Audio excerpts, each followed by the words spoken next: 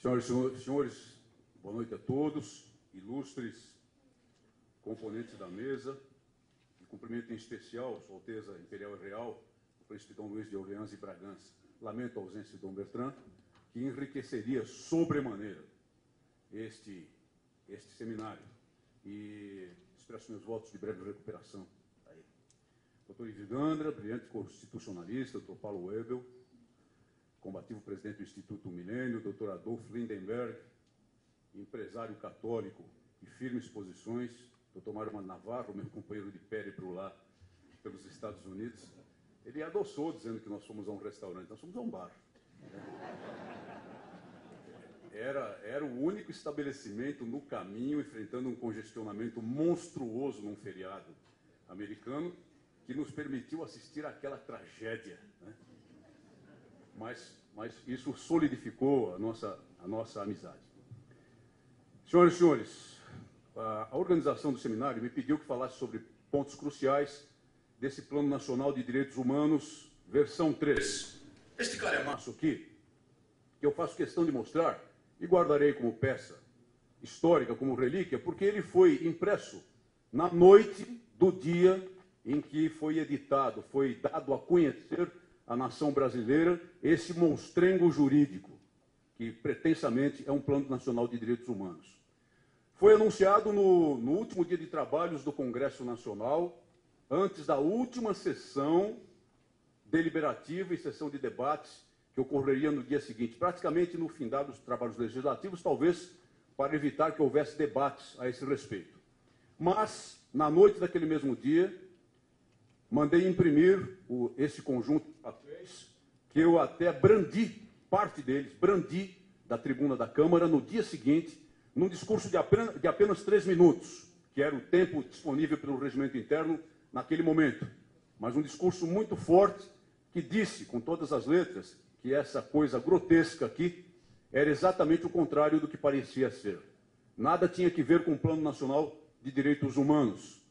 E, na verdade, isto aqui é uma carta revolucionária que se tenta impor à nação brasileira mediante decreto. Esta é a realidade desse Plano Nacional de Direitos Humanos, e foi isso, exatamente o dito, e eu fico feliz por ter essa coincidência de opiniões pelo ilustre palestrante Dr. Ives Gandra, que me antecedeu. Isto é uma carta revolucionária com mais de 520 pontos que abrange todo o leque, abrange tudo o que existe na Constituição da República e coloca esses temas constitucionais debaixo da tutela de organizações de direitos humanos que se vão colocar como organizações revolucionárias, como sovietes, a controlar toda a nação brasileira, toda a vida jurídica, toda a vida social da nação brasileira. Sovietes, sim, é o que se propõe criar com este plano. É claro que o plano não se impõe por si só. É claro que o plano é uma linha política, é uma declaração de política de Estado brasileiro. É muito grave isso, que se baixa por decreto. Mas ele dependerá de projetos de lei ordinária, projetos de lei complementar, de projetos de emenda à Constituição, que necessariamente deverão debater-se no Congresso Nacional, começando pela Câmara dos Deputados. No entanto, é muito grave que o Estado brasileiro declare essa posição liberticida, que foi muito bem exposta pelo Dr. Ives, essa posição autoritária, essa posição que carrega nas tintas para chegar a dispositivos bolivarianos e, na verdade, dispositivos de um passado recente que causou 100 milhões de mortes na humanidade. Essa é a verdade deste suposto Plano Nacional de Direitos Humanos. Como eu tinha 3 minutos naquela ocasião, eu me ative a alguns pontos cruciais, exatamente o que me pedem para falar aqui. O aborto, a questão do casamento gay ou da união civil entre pessoas do mesmo sexo, uma expressão adocicada que se usa, e também a questão do desarmamento. Na ocasião, eu foquei muito especialmente no aborto, para dizer à nação brasileira que não poderia ser um plano de direitos humanos, jamais poderia ser um plano de direitos humanos, algo que atenta contra o mais fundamental dos direitos constitucionais e dos direitos naturais, que é exatamente o direito à vida. E que vida? A vida do mais indefeso de todos os seres humanos, que é a pessoinha, o nosso irmãozinho em desenvolvimento no ventre materno, onde deveria estar protegido, e quer a política de Estado brasileiro chaciná-lo, permitir a adoção ampla, geral e irrestrita de políticas de aborto. É exatamente isso que contém o plano. Quando fiz um debate posteriormente com a presença do ministro Paulo Vanucchi, ele queixou-se de que eu tinha brandido aquele calhamaço e tinha dito aborto, aborto, aborto, aborto, aborto várias vezes. E ele me dizia, não tem tantas vezes o aborto nesse plano. Não, não tem tantas vezes declaradamente. Tem uma só vez. Mas basta, porque nessa uma só vez em que ele aparece no plano, exatamente estabelece que a política do Estado brasileiro será orientada para o aborto como um direito da mulher ao próprio corpo, como um item dos direitos da mulher ao próprio corpo. E, portanto, em desconsideração completa a pessoa que a mulher carrega no seu ventre materno, que ela gesta no seu ventre materno e que nutre no seu ventre materno. Depois disso, em outras audiências, eu ouvi lideranças feministas defenderem com uma frieza de arrepiar os cabelos o aborto para começar a valer os itens do direito do Plano Nacional de Direitos Humanos até 5 meses e meio de gravidez. Com uma frieza de arrepiar os cabelos. Ora, nós todos sabemos, nós todos temos convicção de que a vida humana começa exatamente no momento da concepção no ventre materno. Ela é sagrada desde aquele momento, porque ela carrega a centelha divina de que todos somos dotados. Desde aquele primeiro momento, trata-se de uma pessoa, desde aquele primeiro momento, trata-se de um ser humano que ainda depende do organismo da mãe, mas é um ser humano com toda a sua integridade, e nós não temos, um juiz de direito não tem, a lei não tem o direito de dispor dessa vida. Agora, como é possível que se faça a defesa de um item como esse com essa tranquilidade? É muito simples. Adotam-se políticas partidárias nesse sentido. Nós tivemos recentemente 2 deputados federais do Partido dos Trabalhadores perseguidos, processados no seu partido porque se atreveram a falar contra o aborto e se atreveram a militar contra o aborto, descumprindo, desatendendo a imperativos do estatuto partidário. O estatuto partidário impõe o aborto contra as disposições da Constituição da República e dos tratados, acordos e convenções internacionais de que o Brasil é signatário nessa matéria também. Posição partidária, que promove perseguição e expulsão de 2 deputados federais das fileiras de um determinado partido. A posição ideológica justifica tudo isso e os interesses de potências estrangeiras que querem um controle populacional no nosso país explicam também como é possível haver essa facilidade de desenvolver uma política monstruosa, uma política de chacina de inocentes no ventre materno como essa.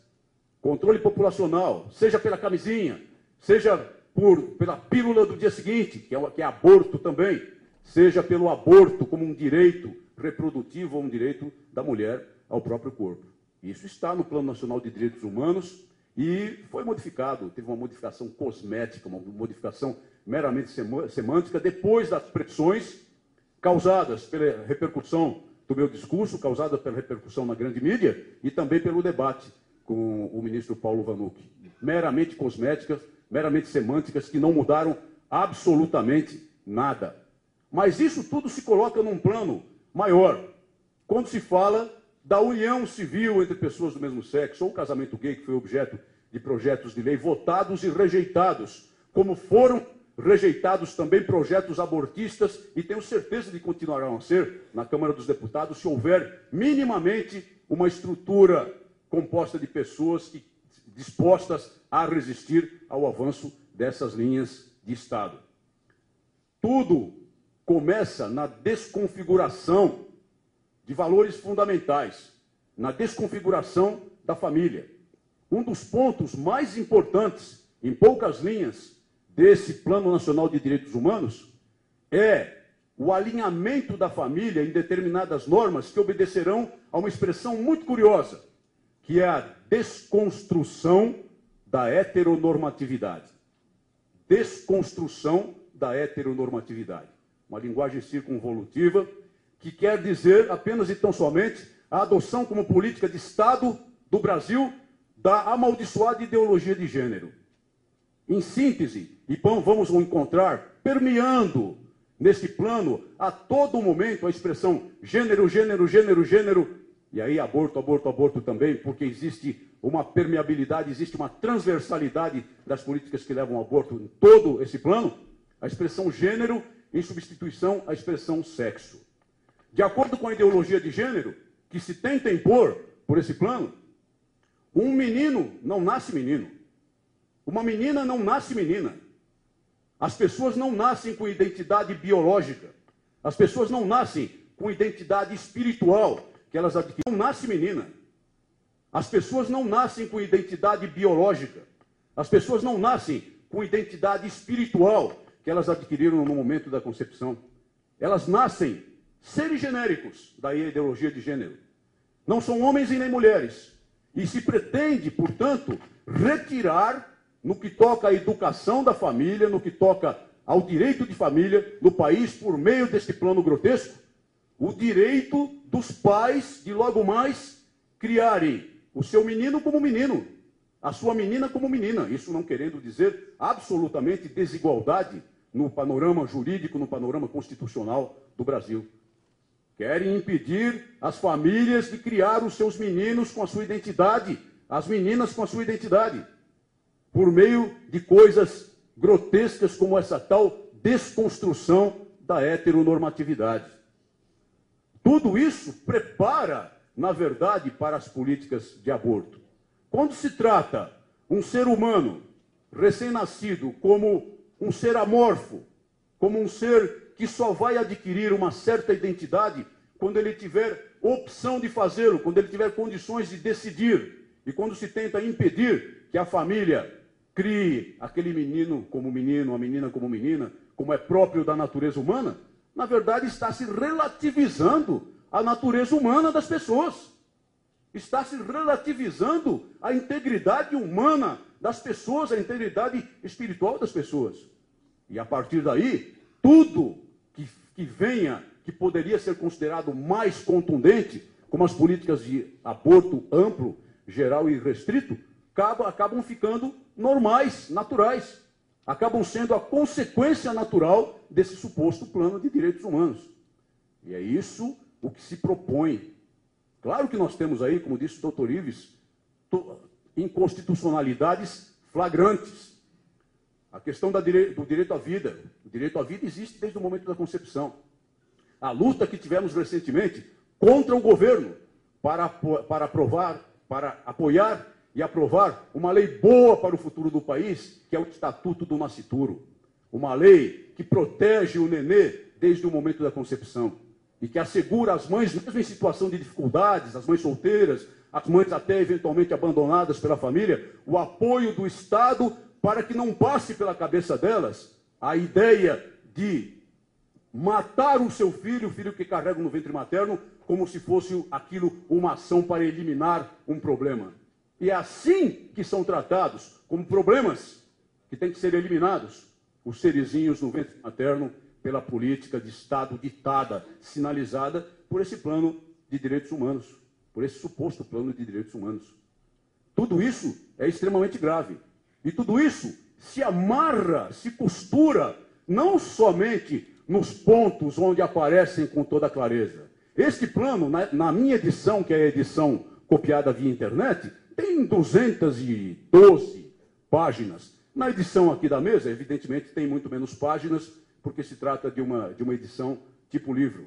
Mas o fato é que em todo ele, se amarra e se costura por meio dessa linguagem circunvolutiva, por meio dessas linhas de ação colocadas de modo semi-oculto, colocadas de modo a não ser claramente entendidas, a política de Estado brasileiro pela morte, a política do Estado brasileiro pela destruição da família, a política do Estado brasileiro pelo atingimento do caos.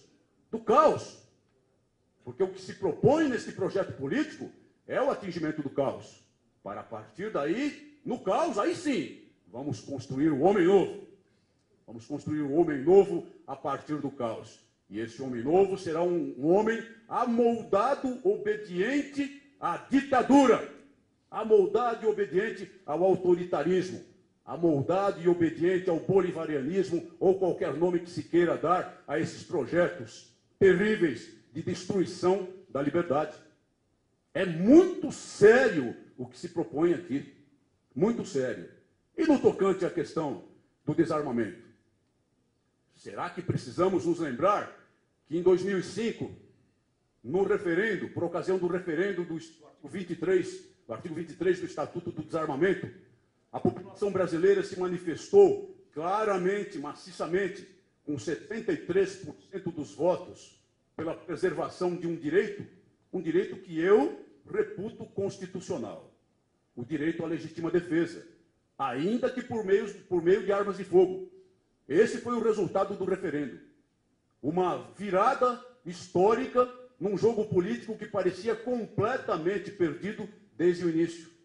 Com pesquisas de opinião em mãos do Ministério da Justiça, poucos meses antes do referendo, a mostrar, e vamos desconfiar, portanto, das pesquisas, que a população daria o seu aval ao desarmamento das pessoas de bem, ao desarmamento da população civil, com 80% dos votos. Algumas pesquisas até indicavam mais. E, no entanto, depois, no resultado das urnas, depois de uma campanha heróica, feita por todo o país, depois de uma campanha de convencimento pelo direito, pela necessidade de preservação do direito, chega a um resultado completamente oposto de 63% pelo não. E esse referendo, o resultado desse referendo, já se fez sentir? Não. Antes, pelo contrário. O Estatuto do Desarmamento já é uma lei draconiana em si, mas as estruturas administrativas colocadas para fazê-lo funcionar, na polícia, no Poder Executivo, em várias instâncias, são de molde a não permitir a cristalização dos direitos que a lei supostamente declara, entre os quais o de posse mansa e pacífica de armas de fogo para a defesa do lar, ou, em casos mais raros, de porte de armas de fogo para a legítima defesa. Esses direitos não se cristalizam, mas não basta. Não basta. Porque este Plano Nacional de Direitos Humanos, na diretriz 13, objetivo estratégico primeiro, determina que o Estado brasileiro trabalhará para a ampliação do controle de armas de fogo em circulação no país e trabalhará para o desarmamento completo da população civil. Curioso, o plano não menciona em momento nenhum o desarmamento dos criminosos que nos agridem, que nos assaltam, que violentam o nosso modo pacífico de existir e de trabalhar para o futuro do país. Não menciona em momento nenhum o desarmamento dos criminosos. Menciona o desarmamento da população civil. Talvez porque a população civil pensante, talvez porque a população civil não anestesiada, seja e vá ser a última barreira exatamente para a realização, para a concretização do projeto autoritário, do projeto liberticida que busca lastro nesse monstrengo pseudo-jurídico, eu repito a expressão utilizada no início. As modificações cosméticas feitas pelo governo devido à pressão social e devido à pressão parlamentar, nada significam, em qualquer ponto. Na verdade, com outras palavras, mantém-se a mesma coisa. O plano, como disse o doutor Ives Gandara, é inconstitucional de ponta a ponta. Eu ouvi de algumas pessoas, nas críticas, nos embates, nos debates que mantive a esse respeito na Câmara dos Deputados. Alguma coisa esse plano de direitos humanos tem de bom.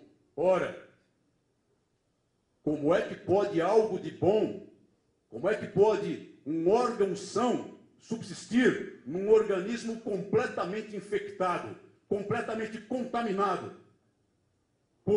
pelo desígnio espuro da supressão das liberdades individuais, das liberdades públicas? Como é possível alguma coisa de boa subsistir neste ambiente completamente irrecuperável? Não é possível. E é por isso que o plano é completamente descartável. Completamente descartável. O destino dessa monstruosidade deve ser a lata de lixo da história. Não pode ser outro. E é claro, repito para terminar, que ele não se impõe de per si, mas ele representa uma política de Estado. E isso faz a cabeça de muitas pessoas mal preparadas, desinformadas, que pensam que pelo fato de ter havido um decreto do presidente da República, isso já é lei, isso já realmente já realmente produz todos os resultados no âmbito jurídico do país. Não é assim. Terão que ser mandadas leis, projetos de leis ordinárias, complementares e propostas de emenda à Constituição para o Congresso Nacional. Mas, se as ameaças que se avizinham do nosso país, se a configuração dos resultados políticos se confirmar como está colocado nas famosas pesquisas de opinião, eu temo que teremos um poder executivo completamente abraçado a esse documento maligno e, pior, nós teremos diminuição da capacidade de resistência do poder legislativo, porque faltarão deputados federais e senadores que se oponham aos propósitos malignos deste plano. Faltarão.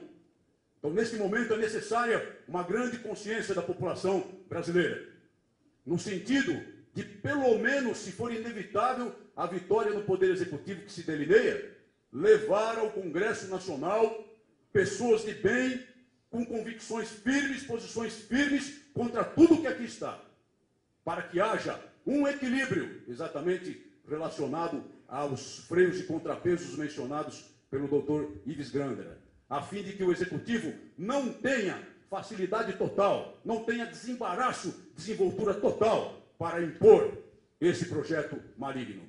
E isso é o que os brasileiros precisam fazer nesse momento histórico de extremo perigo para a nação brasileira. Eu mencionei Thomas More. Ele é, de fato, patrono dos políticos. E foi decapitado por não atender às imposições do rei Henrique VIII. As últimas palavras dele foram: sou fiel ao rei, mas antes a Deus. Portanto, ele não vendeu a alma. E nós não podemos vender a nossa alma. E vamos levar à Câmara Federal pessoas que não vendam sua alma. Muito obrigado.